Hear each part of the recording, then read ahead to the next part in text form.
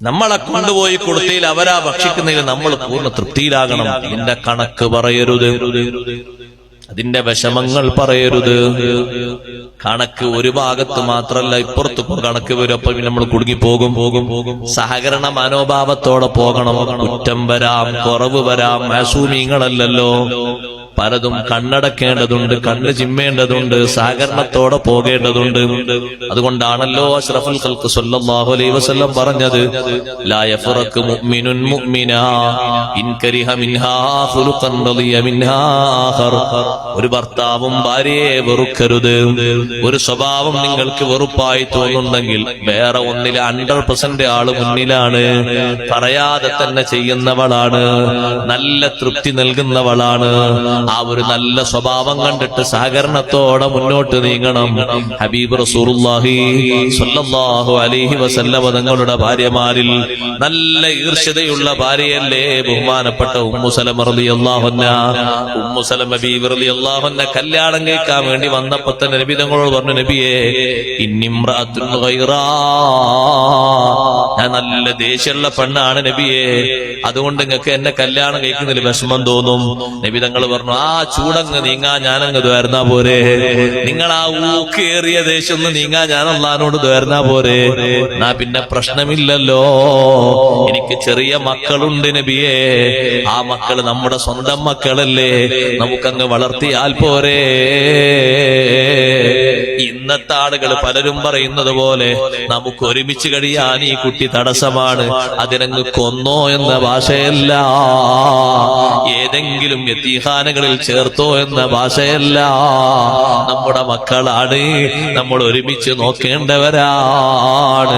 അബൂ സലമ റളിയല്ലാഹു അൻഹു നിന്നും ഉമ്മു സലമയ്ക്കുണ്ടായ കുട്ടികളാണ്. ഒരുമിച്ച് ആ കുട്ടികളെ പരിപാലിക്കുന്നു.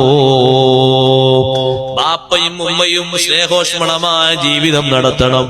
എന്തെങ്കിലും പോരായ്മകൾ വന്നാൽ പരിഹരിച്ചു കൊടുക്കണം. മരുമക്കളെ ജീവിതത്തിൽ എവിടെങ്കിലും മല്ലലും മലട്ടലും ഉണ്ടെങ്കിൽ പരിഹരിച്ചു കൊടുക്കണം. തീരെ അവരെ വിഷയങ്ങൾ ശ്രദ്ധിക്കാതിരിക്കരുത്. ഹബീബ് റസൂലുള്ളാഹി സ്വല്ലല്ലാഹു അലൈഹി വസല്ലം അവർക്ക് വീട്ടിൽ വന്നപ്പോ ഫാത്തിമ ബീവിയോട് ചോദിച്ചു, എവിടെ ഭർത്താവ് എന്ന് ചോദിച്ചു. ഫാത്തിമ റളിയല്ലാഹു അൻഹ പറഞ്ഞു, ഭർത്താവ് കുറച്ച് കാര്യങ്ങളൊക്കെ പറഞ്ഞു, ഞാനും കുറച്ച് പറഞ്ഞു. ചൂടായപ്പോ അങ്ങ് പോയി ഇറങ്ങി. എവിടേക്കാ പോയത് ചോദിച്ചു. പള്ളി പോയതാണ്. നമ്മൾ ചൂടായാലും പള്ളിയിലെത്തില്ലല്ലോ, പള്ളിയിലെ പോയത് എന്നാ കുറച്ച് ആശ്വാസം കിട്ടും. ചൂടായാലും പിന്നെ ഹൈറായ മാർഗങ്ങളോട് ബന്ധപ്പെടുമ്പോ കുറച്ചൊക്കെ തണുപ്പ് കിട്ടും, ആശ്വാസം കിട്ടും. നബി സല്ലല്ലാഹു അലൈഹി വസല്ലം പോയി നോക്കുമ്പോ അലി റളിയല്ലാഹു അൻഹു കിടന്നിട്ട് കാലിന്റെ ഭാഗത്തുനിന്ന് തുണിയൊക്കെ നീങ്ങിപ്പോയിട്ടുണ്ട്. മുട്ടിന്റെ തായ് ഭാഗത്ത് തുണിയൊക്കെ നീങ്ങിയിട്ട് കാല് മണ്ണിലെത്തിയിട്ടുണ്ട്. മണ്ണിലായി പോയിട്ടുണ്ട് കിടക്കണൊക്കെ. വിരിച്ചു കിടന്ന ആവശ്യം കിടത്താൻ അങ്ങോട്ട് നീങ്ങിപ്പോയിരിക്കും. ഇപ്പൊ നബി സല്ലല്ലാഹു അലൈഹി വസല്ലം ഒന്നും ഇങ്ങനെ തട്ടി വിളിച്ചു, യാ അബാ തുറാബ്, ഓ മണ്ണിൽ ചേർന്ന് കിടക്കുന്ന മനുഷ്യ. അലി റളിയല്ലാഹു അൻഹു പിന്നീട് എനിക്ക് സ്വന്തം പേര് വിളിക്കുന്നതിനേക്കാളും ആരും അബൂ തുറാബ് എന്ന് വിളിക്കലാണ് എനിക്കിഷ്ടം. കാരണം ഈ വിഷയം പരിഹരിക്കാൻ വേണ്ടി വന്നപ്പോ സയ്യിദുനാ റസൂലുള്ളാഹി സ്വല്ലല്ലാഹു അലൈഹി വസല്ലം തങ്ങൾ വിളിച്ച ആ പേര്, ആ വിളിയോടുകൂടെ ഒക്കെ തീർന്നു.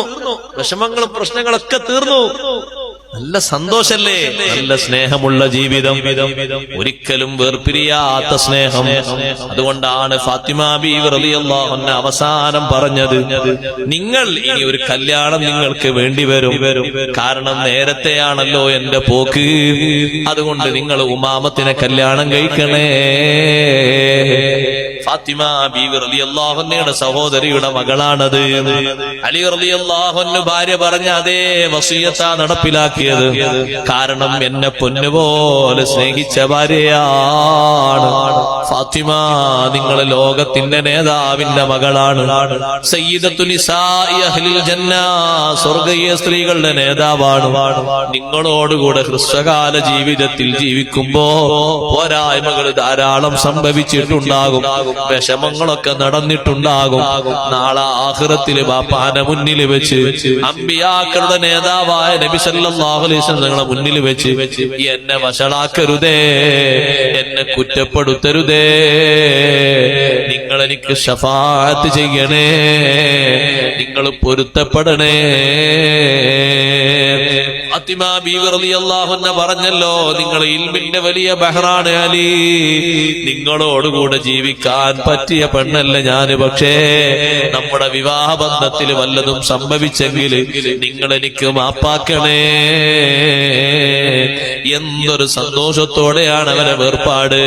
കാരണം ജീവിതകാലത്ത് അങ്ങനെയാണ്. സ്നേഹം നൽകിയതും സ്നേഹം കൊടുത്തതും തമാശ പറഞ്ഞതും തമാശക്ക് പ്രതികരിച്ചതും എല്ലാം സ്നേഹഭാഷയിലാണ്. ഖൈറായ മേഖലകളിലൊക്കെ നല്ല സഹകരണം വേണം. അതേ, ഉമ്മമാരോടൊരു കാര്യം പറയട്ടെ, നല്ല തൃപ്തിക്ക് വേണ്ടി, നല്ല സന്തോഷത്തിന് വേണ്ടി നല്ല അനുസരണങ്ങൾ വേണം. നല്ല സ്വബർ നിങ്ങളെ ഭാഗത്തുനിന്ന് വേണം. ഭർത്താവിനെ മനസ്സറിഞ്ഞ് സ്നേഹിക്കണം. ദീനിന് ഖിദ്മത്തെടുക്കുന്ന ഭർത്താവിനെ മനസ്സറിഞ്ഞ് സ്നേഹിച്ചിട്ട് സമ്പത്ത് മുഴുവനും കൊടുത്ത പെണ്ണിന് സ്വർഗമുണ്ടെന്ന് സയ്യിദുനാ റസൂലുള്ളാഹി സല്ലല്ലാഹു അലൈഹി വസല്ലം നിങ്ങൾ പറഞ്ഞില്ലേ, സ്വർഗത്തിന്റെ അവകാശികളെ 4 എണ്ണം എണ്ണി ഒരു ഹദീസിൽ കാണാം. ഇംറഅത്തുൻ വഹബത് സ്വദാഖഹാ ലിഅജലില്ലാഹ്, അല്ലാഹുവിന്റെ പൊരുത്തത്തിന് വേണ്ടി അള്ളാന്റെ മാർഗത്തിൽ ദീൻ നടത്തുന്ന ഭർത്താവിന് വിവാഹമൂല്യമാകുന്ന മഹറങ്ങ് ദാനം ചെയ്ത പെണ്ണ്. വസൗജുഹാ അൻഹാ റാദ്, ഭർത്താവ് പൊരുത്തം നൽകിയ പെണ്ണാണ്. ആ പെണ്ണ് സ്വർഗത്തിലാണ്. നല്ല അനുസരണം വേണം. അനുസരണം പൊരുത്തത്തിന്റെ ഏറ്റവും വലിയ അടയാളമാണ്. മുൻഗാമികളെ അനുസരിച്ചതുപോലെ നന്നായി അനുസരിക്കാൻ കഴിയണം. കണ്ടില്ലേ നിങ്ങൾ സൗദ ബീവി റളിയല്ലാഹു അൻഹ അനുസരിച്ചത്?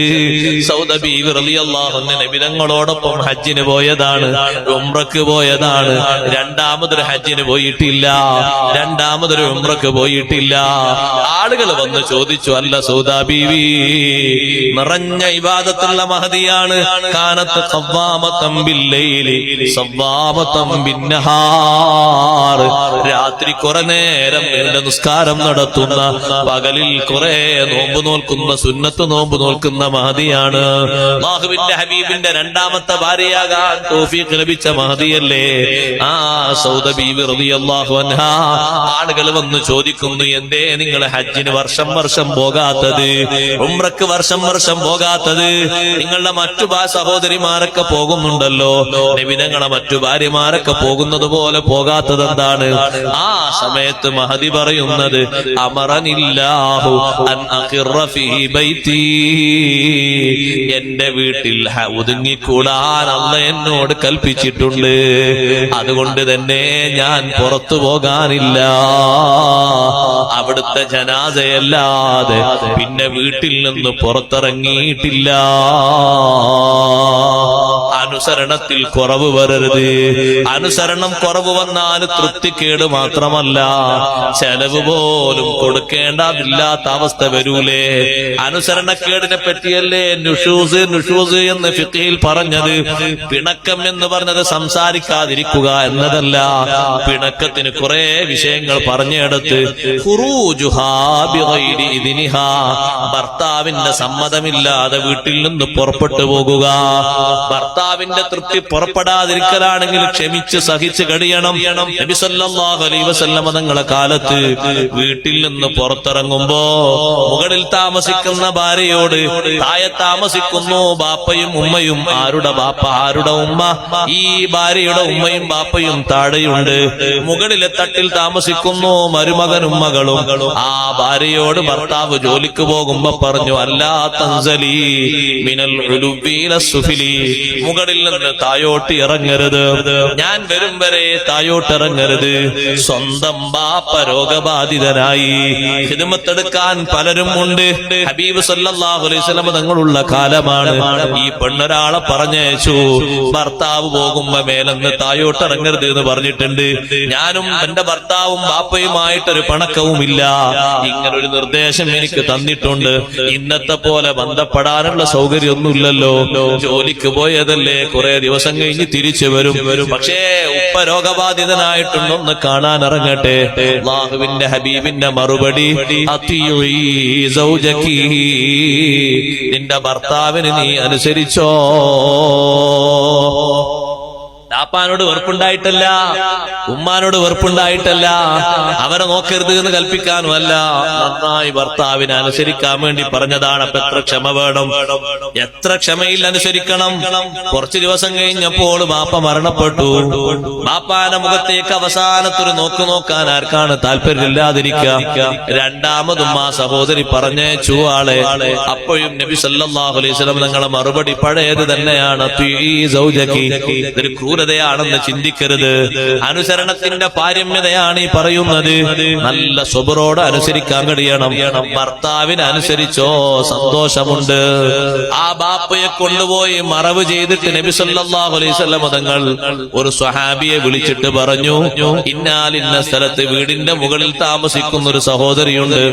ഭർത്താവിന്റെ വാക്ക് അക്ഷരം പ്രതി സ്വീകരിച്ച് തന്റെ ബാപ്പയെ ഒരു നോക്കുപോലും കാണാൻ മുകളിൽ നിന്ന് തായോട്ടിറങ്ങാതെ ഇറങ്ങരുത് എന്ന് ഭർത്താവ് നിർദ്ദേശിച്ചത് ഇവർ തമ്മിൽ കംപ്ലൈന്റ് ഉണ്ടായിട്ടല്ല, വിഷമുണ്ടായിട്ടല്ല, ഒരു നിർദ്ദേശം അങ്ങനെ വെച്ചതാണ്. അത് പാലിക്കാൻ അത്രയും ക്ഷമിച്ചതുകൊണ്ട് ആ പെണ്ണിനോട് പോയിട്ടൊരു സന്തോഷം പറയണം. എന്താണത്? അന്നല്ലാഹു ഗഫറ ലി അബീഹാ. ഇവിടെ നമ്മൾ മറവ് ചെയ്ത ബാപ്പയില്ലേ, ബാപ്പക്ക് അല്ലാഹു പുറത്തു കൊടുത്തിരിക്കുന്നു. ബിത്വാഅതിഹാ ലിസൗജിഹാ. സ്വന്തം ഭർത്താവിനെ ആ പെണ്ണ് അനുസരിച്ചത് കൊണ്ട് ഈ ബാപ്പക്ക് ഖബറിൽ സന്തോഷം കിട്ടി. ഇതൊന്ന് പോയി പറഞ്ഞു കൊടുക്കണേ. ആ ഒരു പൊരുത്തം ഉമ്മമാരെ സ്നേഹം നൽകിയിട്ട് വാങ്ങണം, സഹകരണം നൽകിയിട്ട് വാങ്ങണം. വിഷമങ്ങളൊക്കെ മറക്കണം. എപ്പോഴെങ്കിലും കുത്തുവാക്കുകളോ മറ്റോ വന്നെങ്കിൽ അത് കാലകാലത്തേക്ക് മനസ്സിൽ സൂക്ഷിക്കാതെ വിട്ടേക്കണം. ഒരു കാര്യം കൂടി പറഞ്ഞ് ഞാൻ ഒറ്റ വാക്കുകൊണ്ട് അവസാനിപ്പിക്കട്ടെ, സമയം പരിമിതമാണ്. നല്ല കാര്യങ്ങൾക്ക് നല്ല ശുക്ർ പറയണം. നല്ല കാര്യങ്ങൾ നിർവഹിച്ചു തന്നാൽ നന്ദി പറയണം. എന്തിനും കുറ്റം കുറവാകരുത്. ഏത് ഭക്ഷണത്തിനും കുറ്റം കുറവും, ഏത് കാര്യത്തിലും.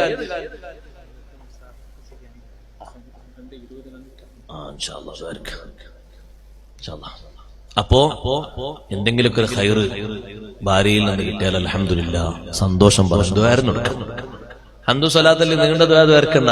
ജസാക്കല്ലാഹു ഖൈറാ തഖബ്ബലല്ലാഹു മിൻക. അല്ലാഹ് നിനക്ക് ഖൈർ തരട്ടെ, സന്തോഷം തരട്ടെ, നല്ല റാഹത്തായിട്ടെന്ന് പറഞ്ഞാൽ അതുപോലെ സോപ്പിടാനോ ഇനിയും അങ്ങനെ കിട്ടാനോ ഉള്ളതല്ല, മനസ്സറിഞ്ഞിട്ടൊരു സന്തോഷത്തിന്റെ ദുആ.